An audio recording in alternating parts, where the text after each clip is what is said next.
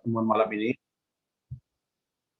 ya, berkaitan dengan current liabilities, gitu ya. Pada pertemuan sebelumnya kita sudah membahas mengenai yang namanya uh, fixed asset, gitu ya, atau juga disebut dengan plan asset. Nah, jadi yang salah satu dari pos yang disajikan di statement of financial position ya di neraca yaitu current liabilities. Orang bilang menyebutnya dengan utang lancar ya, kewajiban lancar ya. Nah, bagaimana penyajian perkiraan current liabilities ini? Nah, jadi yang dikatakan dengan current liabilities itu adalah yang dalam hal ini adalah hutang ya, suatu hutang yang ada pada perusahaan yang harus dibayar dalam kurang dari 1 tahun. Nah, itu dikategorikan hutang lancar ya. Nah, jadi kalau di lebih dari 1 tahun, maka disebut dengan hutang jangka panjang. Ya, sedangkan yang kurang dari setahun disebut dengan hutang lancar. Dan dalam satu operasi normal perusahaan ya, jadi tidak berlangsung lama ya. Jadi current liabilities itu bisa 3 bulan, 4 bulan, 5 bulan, dan maksimal 12 bulan ya. Apa saja dia hutang lancar itu? Meliputi notes payable yang disebut dengan hutang wesel ya kan. Not payable, hutang wesel. Kemudian account payable, hutang dagang. Unearned revenue, pendapatan diterima di muka. Ya, pendapatan diterima di muka itu hutang ya. Kemudian juga accrued liabilities atau disebut dengan kewajiban yang terhutang. Seperti misalnya hutang pajak, hutang gaji, dan juga hutang bunga. Nah, itu. Dan yang namanya hutang wesel itu bedanya dengan hutang dagang apa? Nah, kalau dia hutang wesel non payable itu ada janji tertulis. Ya, janji tertulis dan biasanya ada bunganya. Ya, jadi pokok ada bunga ya yang harus dibayar. Dan diterbitkan dalam jangka waktu yang pendek, kurang dari setahun. Dan juga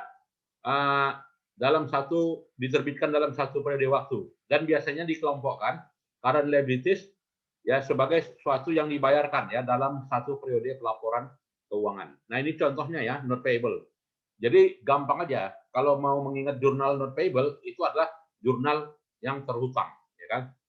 Jadi yang kalau misalkan yang terhutang ya kita menerima kas, di sisi lain kita menimbulkan kewajiban yang namanya hutang wesel. Ya sama juga dengan kalau kita berhutang sama bank, gitu kan? Berhutang sama bank kita terima uangnya, uang kas, gitu kan? Dan kita timbul kewajibannya untuk membayar ya. Nah jadi sama juga dengan not payable itu cash di debit, kreditnya not payable. Nah ini. Dan juga kalau misalkan terhutangnya ada pembayaran bunga, gitu kan, maka bunganya juga terhutang. Ya, bunganya terhutang di jurnal beban bunga, di debit kredit hutang bunga. Nah, jadi ini adalah berkaitan dengan penyajian jurnal penyesuaian tanggal 31 Desember terhadap ya yang namanya not payable, yang dalam hal ini ada pengakuan beban dan juga pengakuan hutang ya. Dan jatuh temponya ada, gitu ya. Dan jatuh temponya ada, yaitu ketika jatuh tempo, ya misalkan utang bank kita bayar setiap bulan, gitu ya.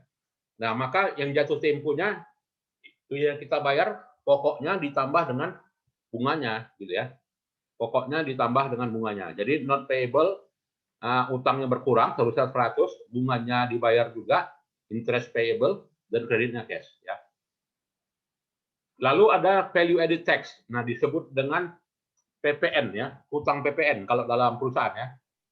Nah, jadi yang terkait dengan consumption dan juga terkait dengan adanya pembelian barang dan jasa, ya kan, barang dan jasa, maka menimbulkan PPN. Dan PPN di sini dipungut oleh perusahaan bisa, ya, dan yang pelanggan kalau misalkan dijual kembali dia memungut pajak lagi, ya, artinya di situ ada nilai tambah. Nah, setiap nilai tambah menimbulkan kewajiban hutang ya, dan kewajiban hutang dicatat ya, jurnalnya, beban kas di debit, ya kreditnya sales revenue dan kreditnya ya, value added tax payable. Nah misalnya kita jual barang kita mengenakan pajak yang namanya PPN kepada orang lain, maka PPN-nya kita sudah terhutang ya bagi si penjual. Ya, maka value added tax payable jadi kredit. Ya, nah ini jurnalnya. Ada yang mau kita diskusikan? Silakan.